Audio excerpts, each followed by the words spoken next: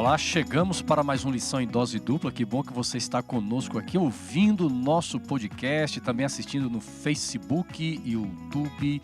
Obrigado pela sua audiência, obrigado por nos acompanhar toda semana.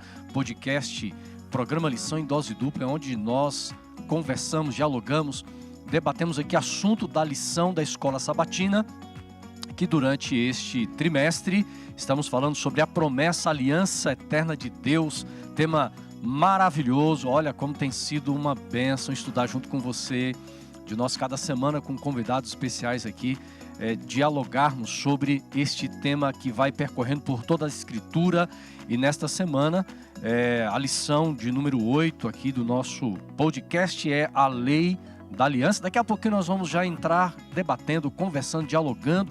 Xará já está aqui comigo, pronto, preparado ou não para a lição de hoje? Preparado, não é? A gente tem que estar preparado para morrer e para pregar, né? Porque nesse mundo aqui precisam pregar o evangelho e que bom, né? É para morrer, pregar e passar lição. Passar lição e pagar imposto, diriam alguns também, né? Mas Xará, que bom, galera, estar com vocês de volta aqui, estudarmos o complemento da lição da semana passada, que vinha falando do Sinai, e agora vamos falar especificamente da lei de Deus, a lei moral, por assim dizer, né? Xará, que tema.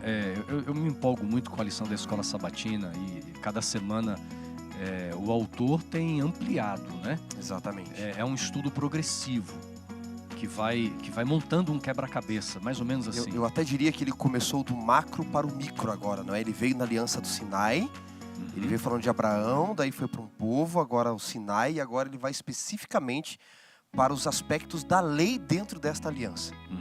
Xará, olha, daqui a pouco nós vamos chegar ao final de mais uma temporada. Nós estamos aí já preparando, viu, pessoal? Aqui e com os nossos amigos, né? E já estamos aqui trocando ideias, já pensando em alguma coisa aí para a próxima temporada. Vai ficando atentos aí para algumas, não muitas novidades, mas pequenas novidades, né, Xará?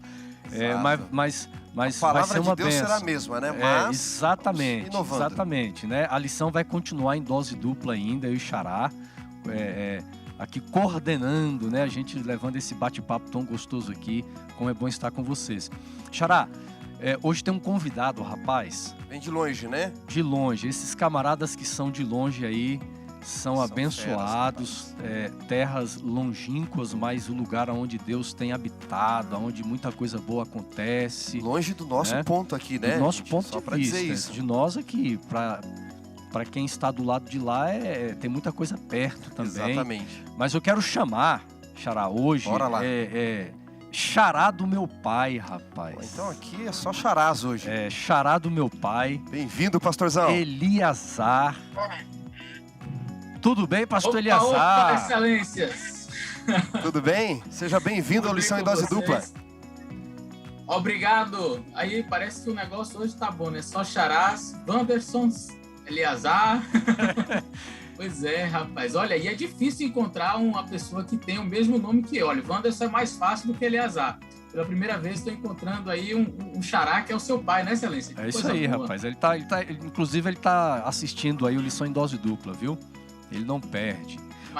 Ô pastor Eliazar, mas fala pra gente aí, de onde você está, de onde você fala um pouquinho também da sua vida aí, do seu ministério. A gente sabe que você vem de longe, né, participando de longe conosco, uma terra muito bonita e boa. Sim, eu falo diretamente de São Luís, no Maranhão, excelência. Estou aqui em São Luís, onde sou pastor, no distrito da Divinéia. E, bom, eu sou baiano de nascimento, né? Sou baiano. Que legal, fui pastor por 9 anos nesse estado maravilhoso da Bahia, depois 2 anos em Sergipe, Aracaju, e agora estou aqui na boa terra de São Luís, no Maranhão. Rapaz, que coisa boa. Olha, eu conheço Bahia, já viajei muito na Bahia, conheço Aracaju também. O Maranhão, rapaz, eu conheço ali só Imperatriz. Tá faltando subir e chegar a São Luís. Quem sabe uma hora a gente passa por aí, a gente até se encontra, né? Mas já ouvi falar muito bem aí do litoral maranhense, né? E não somente o litoral, excelência. Se você tiver o privilégio de conhecer a parte de Barreirinhas ali, os Lençóis Maranhenses, olha, eu conheço vários lugares no Brasil e fora do Brasil. Já estive em lugares assim espetaculares, lindos, mas eu confesso para você, Chapada Diamantina, Pamukkale lá na Turquia, que é um lugar espetacular, lindo demais. Mas nenhum deles, eu digo a você, é comparável em beleza ao que eu encontrei nos Lençóis Maranhenses. É coisa de tirar o fôlego. É simplesmente espetacular. Vale a pena conferir, viu? Xará, já coloca no seu roteiro aí, viu, Vou Xará? colocar, Você viu? que é viajante. Inclusive, um abraço pessoal da União Norte Brasileira, não é? Os nossos irmãos. Eu estive aí, viu, pastor, no ano passado, se não me falha, falando para a União Norte, um congresso que teve de administradores. E quase que eu fui para o Maranhão depois, a convite do teu presidente, para conhecer, mas uma hora eu apareço aí, viu? Um abraço para todo o povo do Norte e do Maranhão em especial, que o pastor Eleazar está representando aqui. É isso aí. E outra coisa, eu fui pastor de vários irmãos e irmãs do Maranhão, quando eu fui pastor no Tocantins, então a região ali do Bico do Papagaio, ali divisa com o Maranhão, né? Imperatriz, a cidade maior que fica próximo ali daquela região. Então tinha muito maranhense, um povo caloroso, um povo animado, missionário. Olha, eu nunca vi um povo tão missionário como o maranhense, rapaz. É uma coisa incrível. E um abraço para você aí do Maranhão, você que é do distrito do pastor Eleazar. Que bênção estar acompanhando aqui com a gente também o Lição em Dose Dupla. Agora, Xará, é o seguinte, você também gosta de viajar, né, viu, pastor Eleazar? Eu ando mais que notícia ruim, viu? E olha que notícia ruim anda, né? E eu também conheço o Pamukkale, vários lugares ali, mas eu vou colocar na minha listinha fazer uma visita pro pastor Eleazar aí, então, para conhecer os Lençóis Maranhenses, viu? Tamo junto. Muito bem. Maravilha. Pastor Eleazar, então nós vamos iniciar aqui, depois desse bate-papo, que bom você estar conosco, Xará. Então você já faz essa oração poderosa aí, pedindo a bênção de Deus por todos nós. Opa, vamos orar. Senhor Deus e Pai, obrigado pela oportunidade de estudarmos a Tua Palavra com o guia de estudos da lição da Escola Sabatina. Hoje vamos tratar da Tua Lei e, como diz o salmista, ó, quanto eu amo a Tua Lei. Então que o Senhor nos revele os aspectos da Tua Lei, magníficos a nós, conduza-nos ao pastor Eleazar também e aos amigos que estão nos assistindo e ouvindo, pedimos uma bênção sobre eles também, por Jesus. Amém. Amém. Muito bem, chegamos à lição de número 8, a Lei da Aliança. Nós vamos dedicar aqui o tempo hoje para nós entendermos um pouco mais o papel da lei dentro deste contexto da aliança, a função da lei, entender essa conexão que significava a lei de Deus dada ao seu povo, a formação de um povo missionário, de um povo da aliança.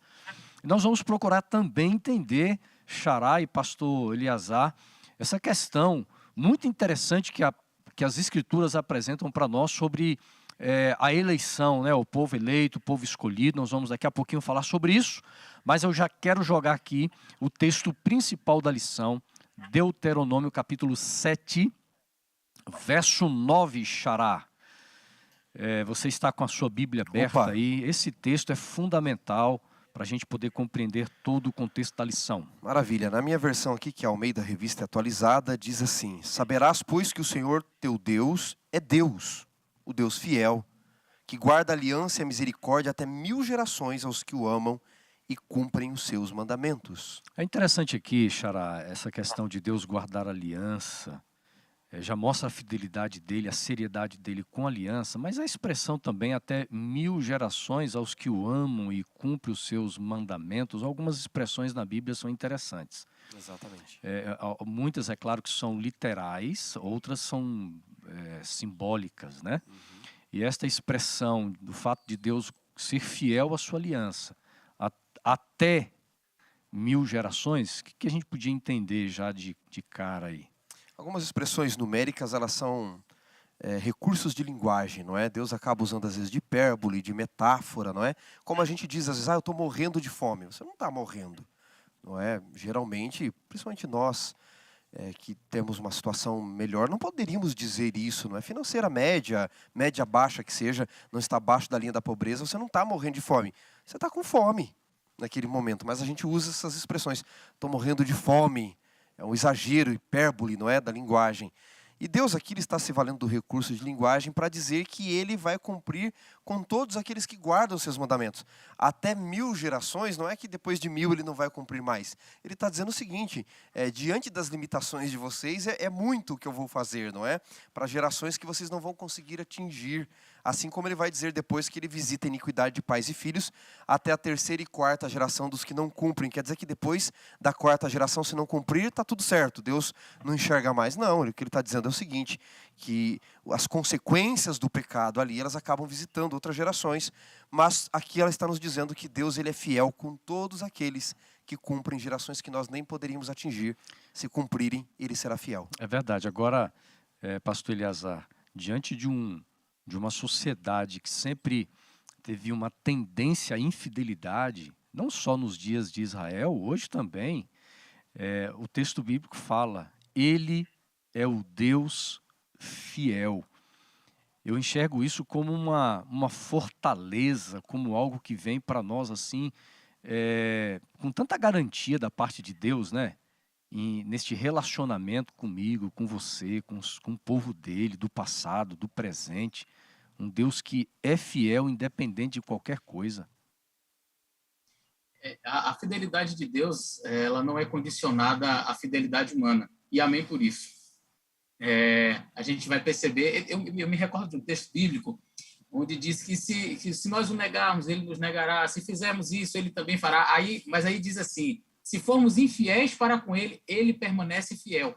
Aí diz assim, não pode negar-se a si mesmo. Quer dizer, ser infiel, se Deus fosse infiel, seria como ele negar o seu próprio caráter. Então, fidelidade é algo que está intrínseco ao caráter de Deus. Ele permanece fiel, mesmo nós sendo infiéis.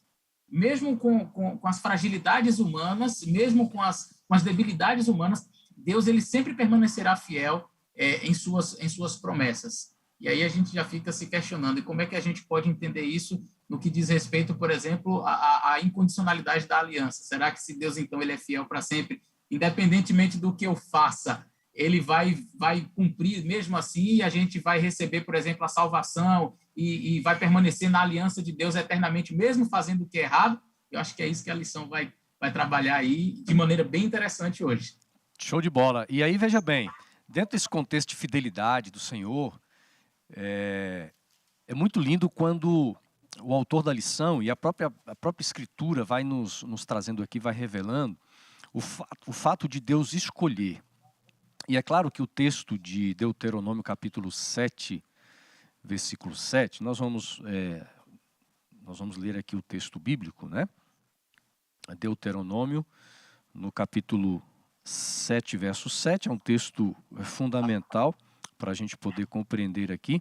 Diz o seguinte, vai acompanhando aí, você está ouvindo ou assistindo, diz assim, o Senhor os amou e os escolheu, não porque vocês eram mais numerosos do que outros povos, pois vocês eram o menor de todos os povos. Aqui a gente vai encontrar, Xará e pastor Eleazar, a eleição de Israel.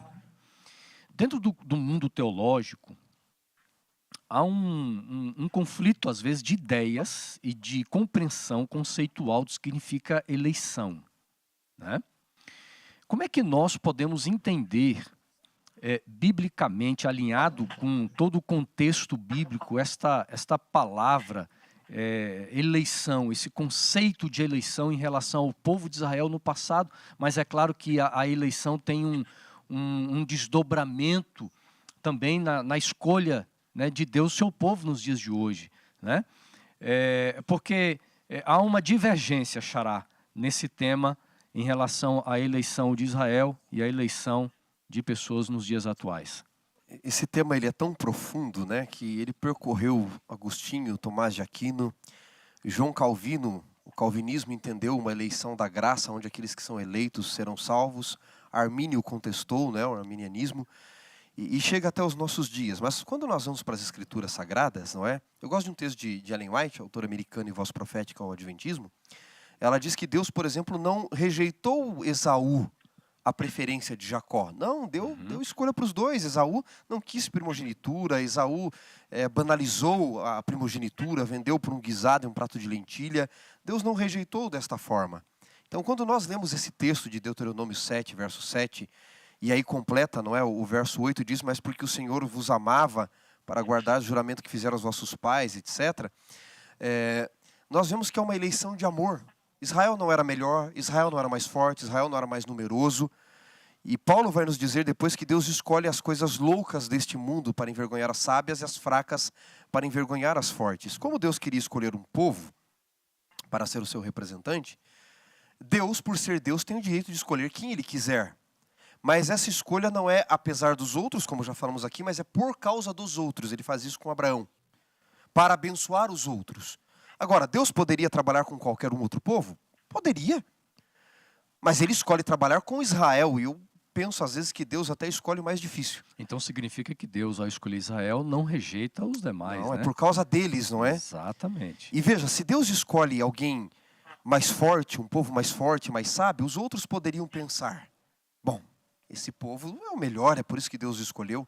Mas ao escolher um povo simples, pobre, agrário, e trabalhar com eles e torná-los melhores, Deus está transmitindo a mesma mensagem, talvez, Eleazar, da manjedoura, não é? Se Jesus ele nasce num lugar rico, num castelo adornado de ouro, ou cheio de poder, de nobreza, só os nobres poderiam se aproximar. Mas quando ele nasce numa manjedoura, qual é a mensagem da salvação ali? Se eu pude nascer nesse lugar sujo, eu posso nascer no seu coração, não importa quão sujo ele esteja. E aí você tem Israel, se eu pude usar esse povo, eu posso usar vocês, olha como eles eram. Eu posso usar vocês também, porque o que conta não é quem você é nem o que você tem, mas quem usa o que você é e o que você tem. Essa é a mensagem de Deus ao escolher Israel. É interessante que não havia, vamos dizer assim, merecimento por parte de Israel, né? É totalmente pela graça. E uma coisa, Eleazar, que a gente nunca pode esquecer de onde nós viemos, né? Israel nunca deveria esquecer de onde eles vieram, né, Eleazar? Sim, uma coisa que eu admiro muito, né, quando a gente fala sobre essa questão da eleição, eu admiro assim a maneira como Deus trabalha, e a gente vai perceber que isso se estende também no ministério de Cristo, né? Cristo veio, ele não saiu, deixa eu ver aqui, Anás, Caifás, os melhores fariseus, cadê?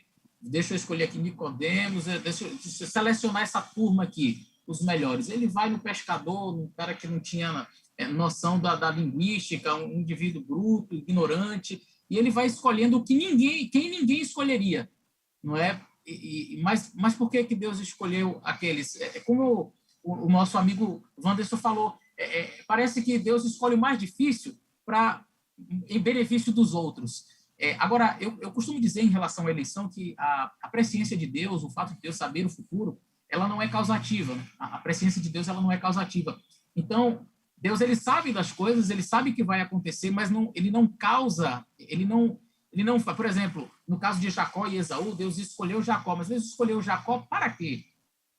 Deus escolheu Jacó para uma função, e isso não tem que ver necessariamente com a salvação. Deus escolheu Jacó para conduzir o seu povo, para dele fazer uma grande nação. Então, significa que Esaú está perdido? Não. Agora, Esaú, ele por si mesmo, por sua própria vontade, ele deliberadamente rejeitou ao Senhor, não quis estar com o Senhor, na presença do Senhor, e por conta das suas próprias escolhas, ele então abandonou os caminhos de Deus. Não, mas não foi Deus quem causou. Por quê? Porque a presciência de Deus ela não é causativa. Deus, no caso aí de Israel, ele escolhe Israel para uma função. Não quer dizer que as outras nações estavam perdidas. E aí, como foi mencionado, é exatamente Deus escolhe aquele povo justamente para benefício das outras nações, para que Israel fosse luz. E até como nós vimos nas lições anteriores, Deus coloca até geograficamente Israel numa posição assim privilegiada para que cumprisse exatamente a sua função, o seu papel. Então Israel não deveria olhar para si e dizer assim, nossa, que privilégio que eu tenho, eu sou o melhor de todos, eu sou o povo, nós somos o povo da aliança, nós somos os melhores, então agora vamos nos afastar, vamos tratar os outros de maneira preconceituosa, vamos aqui ficar de maneira assim exclusiva, né, exclusivista. Não, Deus colocou Israel para ser luz. Infelizmente, Israel caiu na bobagem de ter exatamente esse pensamento, né, exclusivista. E aí fica uma reflexão para nós hoje, né? Nós que conhecemos a palavra de Deus, nós que estudamos, que acreditamos ser o Israel espiritual. Será que muitas vezes não agimos da mesma maneira, né? Com esse exclusivismo, achando que, por exemplo, pelo o privilégio de conhecermos bastante a Bíblia, as doutrinas e as profecias, será que não, nós somos um povo escolhido e Deus olha somente para nós, e esquecermos da responsabilidade que temos com o mundo, que era exatamente a mesma responsabilidade que Israel tinha de levar, de ser luz, de de ajudar outras pessoas, é uma reflexão importante. Viu, pastor? Sabe o que eu penso? Nós temos que olhar para Cristo como o modelo maior de tudo, né? Acima de Israel. Jesus, quando ele está ali para morrer, em João capítulo 13, e os discípulos estão brigando para saber quem seria o maior, ele dá o exemplo do que é ser o eleito de Deus. Porque veja, hoje essa questão de eleição pega mal, Xará, porque os supostos profetas, apóstolos enviados que Deus escolheu para ir ao monte e ter a revelação, eles cobram altíssimo por essa revelação, pela cura, pela bênção, se aproveitam do povo. Mas é isso que o pastor Eleazar está dizendo. Deus escolhe Israel, como ele escolhe Jacó, ele diz, Jacó é o meu servo. E ele está para servir de fato. Como Jesus, em João 13, por isso eu citei, ele diz, vocês viram o que eu fiz? Façam vocês de igual forma. Eu, sendo o Senhor, me tornei servo. Esse é o imperativo do reino de Deus. O primeiro é aquele que é o último, o Senhor é aquele que é servo, o grande é aquele que é o pequeno, o maior é aquele que é o menor, vive aquele que morre. Então, Deus está nos ensinando que essa escolha não é para você ter simplesmente privilégios e cobrar alto e enriquecer, mas para você servir aos outros. Você tem privilégios e responsabilidades, né? Dentro da aliança, dentro da eleição. Grandes responsabilidades, né? E aí eu vejo também a intenção universalista de Deus de fazer com que, através da escolha, da eleição de Israel, o plano dele se concretize de uma forma universal. Agora veja, olhando assim para esse contexto da formação do povo de Israel, essa comunidade, eu vejo que é uma comunidade que é um lugar onde Deus realiza a sua missão. Deus realiza a sua missão na comunidade de Israel, para que é uma comunidade que experimenta a salvação, já estudamos sobre isso, Deus os livra do cativeiro, da escravidão do Egito. Eles atravessam o Mar Vermelho como um símbolo de um povo que está salvo, vivendo a salvação oferecida por Deus. Agora, Israel, sendo um lugar de salvação, sendo uma comunidade de missão, agora eles deveriam ser um canal de salvação para os outros, deveria ser um canal de missão para os demais. E aí eu faço essa conexão conosco hoje. A igreja, não só a igreja, o contexto comunitário de igreja, mas o contexto individualista, ou individual melhor, seres individuais como eu e você, nós estamos experimentando, Deus ele realiza em nós um lugar de salvação e de missão, para que como pessoas eleitas, escolhidas, nós temos que viver o aspecto salvífico da aliança, mas também o aspecto missionário da aliança, porque a missão ela também envolve o contexto de eleição e o contexto da aliança, né? Eu tenho pensado muito sobre isso aí, viu, pastor Eleazar? Sim, sem dúvida. Esse aspecto é extremamente importante. E assim, nós infelizmente caímos nesse perigo que Israel caiu desde o Antigo Testamento, e a gente vê isso de maneira muito acentuada no Novo Testamento, porque no Antigo Testamento a gente vai ver o Israel exclusivista, mas ao mesmo tempo se misturando com as nações e praticando as coisas equivocadas que eles praticavam, a ponto de irem para o cativeiro, e enfim, depois que eles retornam do cativeiro, parece que eles voltam com a mentalidade assim, ou a gente vira santo de uma vez, ou a gente vai de novo para um cativeiro, então a gente tem que ficar bem perto de Deus, a gente tem que fazer tudo, eles começam a criar várias leis, começam a surgir aí vários movimentos dentro do judaísmo. Aí você tem fariseus, saduceus, essênios, zelotes, vários grupos assim, sectários até alguns, dentro do judaísmo, com esse objetivo de obedecer, de ficar bem perto de Deus e fazer tudo certinho. E aí eles caem no perigo do legalismo, né? E do exclusivismo. Então eles olham para samaritano não presta. Gentil é um cão, não tem acesso à graça de Deus, então eles começam a se tornarem assim, tão exclusivistas e com um pensamento assim, tão fechado, que eles deixam o propósito de Deus de ser luz, de ajudar as outras nações de lado. Eles acabam deixando isso aí de lado. Por quê? Porque caíram nesse perigo aí do exclusivismo. Exato. Eles acabaram se fechando demais. E uma das questões que leva a isso é a mal compreensão até mesmo do papel da lei na aliança. O autor vem trazendo essa conexão, esse laço, como é que a gente lida como é que nós vamos compreender a lei de Deus na aliança? Há um texto, Xará, eu gostaria que você pudesse ler Deuteronômio 4, verso 13. Deuteronômio 4, 4, verso 13. E nós vamos trocar uma ideia aqui, pastor Eliazar, para a gente entender justamente isso. Qual o papel da lei? Como é que se relaciona a lei, o contexto da lei dentro da aliança, né? Vamos ver o texto bíblico, Deuteronômio 4, verso 13. Muito bem, a palavra de Deus diz: então vos anunciou ele, não é? No caso Deus, a sua aliança, que vos prescreveu os 10 mandamentos e os escreveu em tábuas de pedra. É interessante aqui, Xará, porque o autor diz o seguinte, ó: a graça não é uma licença para uma vida de desobediência. E aí esse texto bíblico vai revelando para a gente, vai descortinando aqui a função. A gente precisa entender o papel da lei de Deus dentro desse contexto da aliança, né? Sim. Eu separei alguns textos aqui, pastores. Eu vou apenas mencionar, mas se os amigos depois quiserem reprisar, parar aí para o áudio ou o vídeo, vejam em que aspecto a lei de Deus é importante e representa quem Deus é. Deus é perfeito, Mateus 5,48. Sede vós perfeitos, né? Tudo bem que o sentido ali de perfeição para nós é um e para Deus é outro, mas Deus é perfeito. A lei de Deus é perfeita, Salmos 19, verso 7. Deus é santo, por exemplo, Isaías 6,3. A lei de Deus é santa, Romanos 7,12. Deus é espiritual, 1 Coríntios 10, 3 ou 4. A lei de Deus é espiritual, Romanos 7,14. Deus é luz, 1 João 5, e não habita nele trevas. A sua lei é luz, Provérbios 6,23 diz que o mandamento é luz para nós. O mandamento é luz. Deus é puro, 1 João 3,3, a lei é pura, Salmos 19, verso 8. Deus é justo, Romanos 3,26, a lei é justa, Salmos 119, 172. Deus é justiça, Jeremias 23,6, a lei de Deus é justa, é justiça, Salmos 119, 172. Deus é bom, Salmos 34,8, a lei de Deus é boa, Romanos 7,12. Deus é fiel, 1 Coríntios 1,9, a lei de Deus também é fiel, Salmos 119, 86. E assim por diante, Deus é vida, a lei é vida, Deus é verdade, a lei é verdade, Deus é verdadeira, a lei é verdadeira. A lei, ela representa o caráter de Deus, porque Deus não pode nos dar aquilo que Ele não é. E a lei, portanto, ela é a transcrição exata, lógico que em linguagem humana, mas do caráter de Deus para nós. Uhum.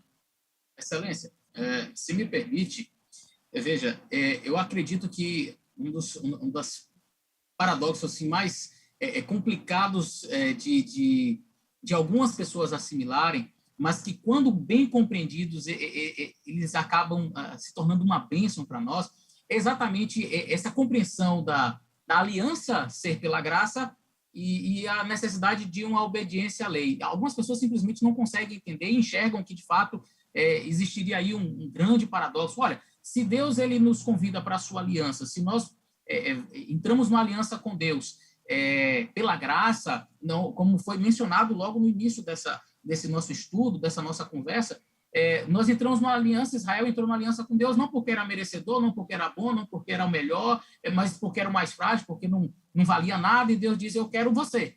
Ok, então não foi pelo que Israel fez. E agora Deus chega e diz, então agora tem lei, tem que obedecer. E aí como é que fica? Ué, se é pelo que ele faz, já não é pela graça, mas se é pela graça, então qual é a necessidade de ter essa lei? Então, esse são conceitos que, quando mal compreendidos, trazem prejuízo, mas quando eles são bem compreendidos, eles assim nos elevam e muito espiritualmente.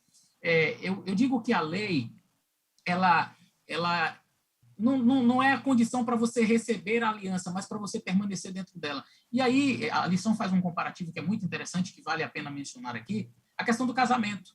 Ora, você casa porque você ama, você casa porque aquela pessoa é importante para você, você entra em aliança com ela, mas você não vai permanecer numa aliança com uma pessoa, por mais que você ame, se ela anda traindo você, se ela agride você, Imagine, você entrar numa aliança de relacionamento, né? Porque o casamento é uma aliança. Você entra num casamento com uma pessoa e porque você ama, porque você quer, não porque é a melhor pessoa do mundo, não porque ela é merecedora, enfim, mas você depositou nela o seu amor, a sua confiança, e agora, reiteradas vezes, essa pessoa pratica violência física, essa pessoa trai você com outra. Você, por mais que ame, isso vai lhe machucando de tal forma que a aliança ela vai ser rompida. Então, Deus ele nos convida para a sua aliança, independente de nós mesmos e das nossas ações, daquilo que nós fazemos, da nossa obediência ou não. Ele nos convida para fazermos parte da sua aliança, a despeito de quem nós somos. Quando ele convidou Israel, Israel não era nada. Israel era escravo no Egito. Deus tira Israel com mão forte, com braço estendido. Ele faz a sua aliança. Ele primeiro resgata Israel e depois ele dá a sua lei. Então, da mesma forma, Deus ele nos convida para a sua aliança, nós entramos na aliança com Deus, ele diz, agora permaneça nessa aliança. O meu ato de obediência é uma resposta ao convite que Deus fez, e não um toma lá da cá, eu vou te obedecer, Senhor, e agora o Senhor vai me fazer participar da sua aliança. Não, Deus me convidou primeiro para participar da aliança dele, e agora, em resposta a um privilégio tão grande que eu não merecia, agora eu tenho de estar em uma aliança com Deus, eu vou obedecê-lo. Muito bem. Pastor, eu estava pensando aqui enquanto você estava falando, de fato, não é? Se nós formos observar a lei no Sinai, ela está no contexto da aliança do Sinai. Antes de Deus dar a lei no Sinai, ele dá a Páscoa. Primeiro ele resgata, depois ele dá a lei. Então você tem primeiro a Páscoa, depois você tem a lei. A Páscoa serve para tirar o povo do Egito. É o resgate, a 10ª praga, símbolo de a salvação, proteção. né? A lei serve para tirar o Egito dentro do povo. Porque a salvação é uma moeda com duas faces. Que é a primeira, a justificação, a graça. E a segunda, a santificação. Ellen White diz que salvação é o processo de uma vida. É a obra de uma vida. Então notem, se eu ficar só com o aspecto da Páscoa, eu tenho só um lado da moeda. Se eu ficar só com a lei, eu tenho só um outro lado da moeda. Mas eu preciso das duas faces, não é? Eu preciso de um Cristo, mas não sem lei, e também não preciso ter uma lei sem Cristo. É esse complexo que nós precisamos entender. E um outro detalhe do amor, não é? O pastor Eleazar mencionou a questão do casamento. Veja, o amor traz liberdade. E se Deus é amor em sua aliança, Xará, ele tem que nos dar liberdade. Mas o amor, como diz Lewis no livro Os Meus 4 Amores, traz consigo as suas próprias responsabilidades. Da fidelidade, da lealdade, do cuidado, etc. Então Deus não seria um Deus de amor se na sua aliança também não houvesse uma lei. Seria então uma libertinagem, não uma liberdade. Há um grande problema quando não compreendemos de forma correta o tema da eleição. Se eu entendo a eleição como uma garantia de salvação, então eu fui eleito, independente da forma como eu vivo, independente do testemunho que eu dei, independente do meu comportamento, eu já estou salvo. Fui eleito, pronto, estou salvo. Vivemos numa época de polarização, por exemplo, que há os exageros, né? A extrema valorização do comportamento, sendo mais importante do que as próprias convicções, e às vezes também o outro extremo, onde se abre mão completamente do comportamento, onde se diz assim, não, o importante é o que vai no coração. Quando nós entendemos de uma forma bíblica a eleição e o papel da lei, e por que Deus coloca a lei, pastor Wanderson vem explicando isso aí lá no Sinai, a gente vai entendendo a intenção de Deus de apresentar a lei como uma diretriz para uma nova vida desse povo. É claro que a nova vida, ela não é constituída, não é feita pela lei, nós não somos transformados pela lei, mas a lei de Deus, ela vai apresentar aos novos membros da aliança a diretriz, é o caminho, como o padrão de vida, como nós precisamos viver de acordo com a vontade de Deus. Né? Então é muito importante nós entendermos isso aí, esse papel da lei como algo que vem assim de uma forma tão amorosa da parte de Deus para o seu povo, para os seus filhos, né? Pastor, lei não salva. E não há nada de errado com a lei por ela não salvar. Exato. Nada de errado. Ela só não foi feita. Veja, bicicletas não foram feitas para subir em árvores. E Exato. Carros para voar. Eu não posso chegar numa loja de carro e dizer, escuta, esse carro é maravilhoso, mas ele voa. Aí o vendedor vai dizer, não, vai me olhar estranho. Ah, então eu quero um carro que voa. Ele não foi feito para aquilo, não há nada de errado por isso. Porque não foi feito. A lei não salva. Mas o pastor Eleazar mencionou. No entanto, a quebra da lei traz perdição. Não parece injusto? Guardar não salva, mas não guardar traz perdição. Agora notem, senhores, Paulo em Romanos 6,15 já adiantou o assunto, né? Ele disse, e daí, havemos de pecar? Transgredir o mandamento, portanto, é a definição básica de pecado, transgressão da lei. Havemos de pecar porque não estamos debaixo da graça, aliás, e não da lei? E ele mesmo responde, ele diz amegnoito, ideia de louco, não é? Seria a melhor tradução. Isso é uma ideia de louco, porque veja, se a graça nos salvou da transgressão da lei, por que é que nós vamos continuar transgredindo a lei? Veja, eu sou teu advogado, eu te salvo da transgressão da lei, você devia ser preso, tal, vou lá, te defendo. Isso não significa que você pode continuar transgredindo, muito pelo contrário. Então, se a graça que você recebeu, essa aliança, não te dá poder para guardar a lei, então não foi graça que você recebeu, foi qualquer coisa, menos graça. Agora veja bem, o pastor Eleazar, será que o fato de Deus colocar a lei, essa relação da lei dentro da aliança, torna a aliança mais confiável e é claro que torna também um Deus mais confiável neste relacionamento, nessa relação entre Deus e ser humano? Como é que a gente pode olhar para essa ótica aí da confiabilidade da aliança, tendo a lei também fazendo parte dela? Sem dúvida, excelência. A gente vai ver sempre as promessas de Deus dentro dos contextos onde ele faz as suas petições, as suas exigências em relação à lei, sempre vem acompanhado de promessas positivas. Se obedecerdes, se fizerdes isso, então comereis o bom desta terra, eu serei com vocês, as doenças que vieram sobre o Egito, eu não permitirei que venham sobre vocês. E aí é uma coisa muito interessante, nós falamos da lei no aspecto moral, nós falamos da lei que tem um aspecto civil, nós falamos da lei como um aspecto cerimonialista ali, mais ritualístico mesmo, em relação ao templo. Nós falamos da lei no sentido dietético. O judeu ele entendia a Torá, a lei, o conjunto de ordenanças divinas, mas, e como a própria lição vai colocar, a palavra Torá, na língua hebraica, ela significa instrução, ensino, não é? Então, ela estava muito relacionada com essa visão de coisa boa, né? O pai está ensinando o filho, está instruindo o filho, isso é lei, isso é Torá. Hoje, o termo lei na nossa cultura, na nossa língua, né, no português, ele ganhou uma conotação tanto assim pejorativa. A gente, quando ouve falar de lei, parece que é uma coisa punição. Assim, uma ordem, né? Exato, uma coisa assim meio né, um juízo. Então, mas não era esse o propósito de Deus, né? A lei de Deus, na versão bíblica, na visão bíblica, é algo muito bom, algo amoroso. E a gente vai perceber exatamente isso quando Deus fala que se o povo obedecesse, e o povo não fazia essa distinção. Isso é para isso, essa parte da lei é para aqui. O povo entendia a lei como um todo, tá certo? A lei como um todo. Nós sabemos que tem aspecto civil, aspecto cerimonial, aspecto moral, mas o povo enxergava a lei de Deus como um todo, e eles sabiam que obedecendo o todo, as instruções de Deus, eles viveriam e viveriam bem. Desobedecendo a lei de Deus, naturalmente os frutos da desobediência viriam.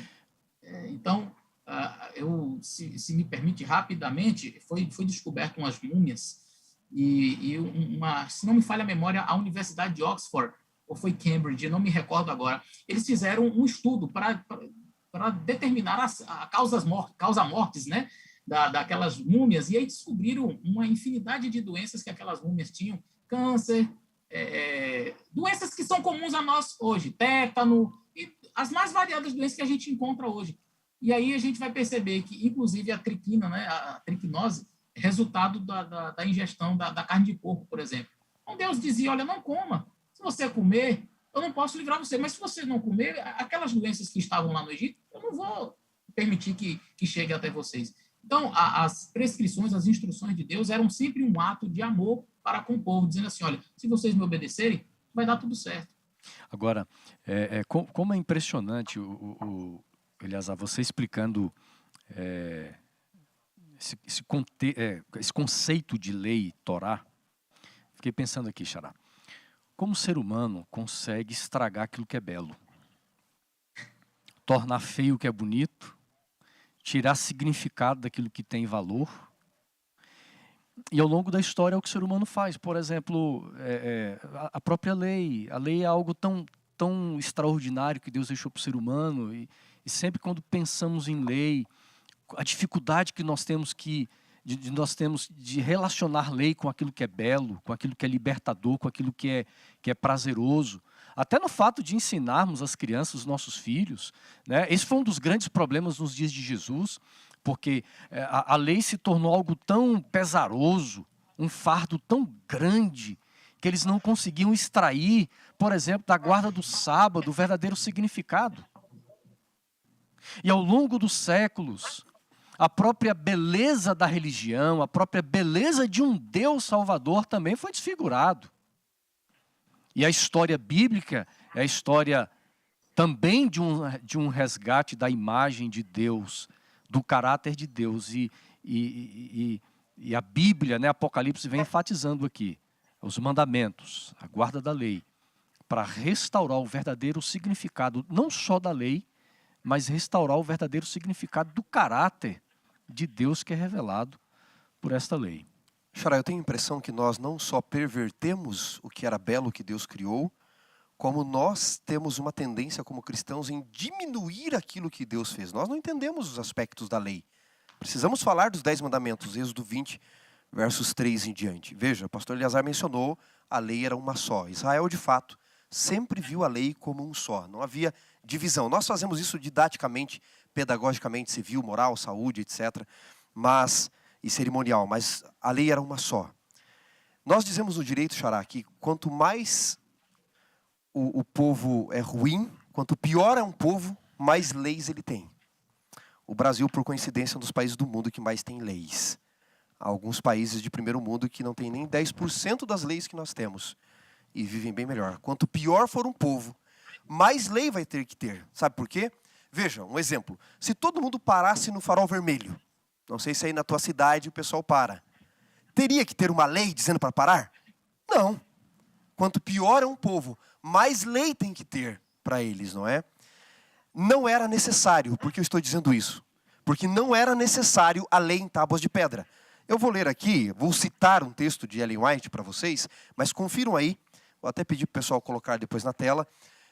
Patriarcas e Profetas, página 364, na versão que eu tenho pelo menos. Patriarcas e Profetas, 364. A senhora White diz assim, voz profética aos adventistas. Se o povo de Israel houvesse observado o concerto do qual a circuncisão era um sinal, nunca teriam sido induzidos à idolatria, tampouco lhes teria sido necessário sofrer a vida de cativeiro no Egito. Aí ela diz assim, ipsis literi, pastor Eleazar, teriam conservado na mente a lei de Deus. E não haveria necessidade de que ela fosse proclamada no Sinai, ou escrita em tábuas de pedra. Deus só escreveu a lei em tábuas de pedra, porque ela estava na mente e no coração humano, por causa do pecado, da dureza do coração do povo, da escravidão. Onde é que estava a lei para os anjos? No livro História da Redenção, quando o diabo, ela fala da queda de Satanás, quando acho que é o capítulo 2, na História da Redenção, ela fala da queda de Satanás, que ele acusou Deus de ser injusto e a lei de ser injusta. E ele chega para os anjos e diz, a lei de Deus é injusta. Sabe qual é a resposta dos anjos lá no céu? Eles dizem, que lei? Que lei injusta? Era tão intrínseco a eles que não precisava de uma tábua. Mas por causa do pecado do povo, da transgressão do povo, Deus teve que escrever em tábuas de pedra e da forma como o povo entender como escravo. Dito isso, vou encerrar aqui minha parte, que eu já falei demais. A lei de Êxodo 20, senhores, ela é só a superfície. E se você só guarda o que está na tábua de Êxodo 20, você está na lei dos escravos. A lei é mais profunda, muito mais profunda. Isso aqui é superficial para escravo entender. É por isso que se nós formos rapidinho ali em Mateus, dá um pulinho no Evangelho de Mateus aí, você que me ouve aí no trânsito agora, você que está aí talvez em casa, no Evangelho de Mateus, no capítulo 5 do Evangelho de Mateus, por exemplo, Jesus diz no versículo 21 e 22, ouviste que foi dito, não matarás? Eu, porém, vos digo, se alguém odiar uma outra pessoa sem motivo, você já transgrediu um mandamento? No mesmo capítulo, no versículo 27, ele diz, ouviste que foi dito, não adulterarás? Eu, porém, vos digo, se olhar para alguém com intenção impura, já adulterou? Sabe o que Jesus está fazendo aqui? Jesus está dizendo, vocês ainda estão na lei dos escravos, na lei da pedra, na superfície. A lei era muito mais. A lei era só para revelar a superfície dos princípios. A lei é mais profunda. E nós deveríamos entender que Deus quer tanto o nosso bem, tanto a nossa liberdade, que nós devemos nos aprofundar no conceito da lei, que vai ficar escrita no nosso coração, como estava para os anjos. Amém, que bonito, né? Excelência. Talvez, pastor Anderson, é por isso que no livro de Jeremias nós vamos encontrar, de maneira assim, muito clara, Deus falando que ele queria escrever as suas leis em nosso coração. O propósito de Deus, na verdade, nunca foi que a lei estivesse na pedra, Exato. mas que ela estivesse para sempre guardada no coração do ser humano. Porque quando a lei está guardada no coração, o ser humano ele sempre vai entender a essência, ele vai buscar a essência, ele não vai ficar preso à letra, à pedra. E aí vai um conceito muito interessante. Eu estava lendo sobre isso, eu assisti em algum lugar, não me recordo agora, mas na mentalidade judaica, o 10 dava a ideia do mínimo e não do máximo. A gente olha para os 10 mandamentos, é o máximo que eu posso fazer, não, é o mínimo. Você vai ver isso claramente na história de Abraão. Quando Abraão ele está lá conversando com Deus e ele, olha, Senhor, o Senhor vai destruir a cidade? Não destrua, se tiver 50 justos. Aí Deus diz, por amor 50, eu não destruirei. E se tiver 45, por amor 45, eu não destruirei. E ele foi diminuindo. E se tiver 30, 20, 15, se tiver 10, por amor aos 10, eu não destruirei. Ele não diz assim, se tiver 5, por quê? Ele entendia, não é o mínimo. O mínimo é 10, abaixo disso é inaceitável. Então, quando Deus dá os seus 10 mandamentos, ele não está dando o máximo que ele quer que você faça, que ele está dando ali é o mínimo que ele espera. E aí a gente vai ver isso na amplitude, exatamente o que o pastor Wanderson colocou, na amplitude que Cristo dá ao assunto. Porque o judeu ele imaginava assim, não matei, não adulterei, não me deitei na cama com ninguém. Aí Jesus disse, você está pensando nisso? Você está com a cabeça de que é o que está escrito ali na pedra? Ei, se você só olhar, você já adulterou. Com intenção impura no coração, você já adulterou. Você teve raiva do seu irmão, você já matou. Ou seja, o que está na pedra é o mínimo. Deus espera que ela esteja no teu coração para que você ande além, para que você vá mais e você enxergue a profundidade, que você mergulhe, não fique na superfície da vontade de Deus expressa em sua lei. Olha, nós precisamos encerrar aqui o nosso estudo. Está uma bênção, que pena, hein? Que pena, né?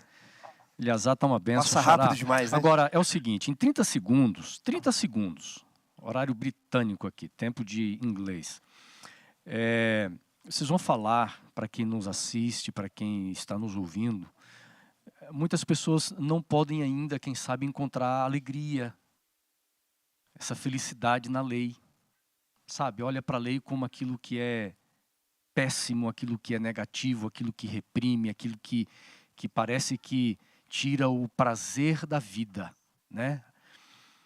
Qual o conselho que vocês dão para esse tipo de pessoa que Deus tanto ama, tão especial para ele, para nós também, mas para que você tenha uma vida diferente quando você lida com obediência, com vida de obediência e com a lei do Senhor, como nós estudamos hoje.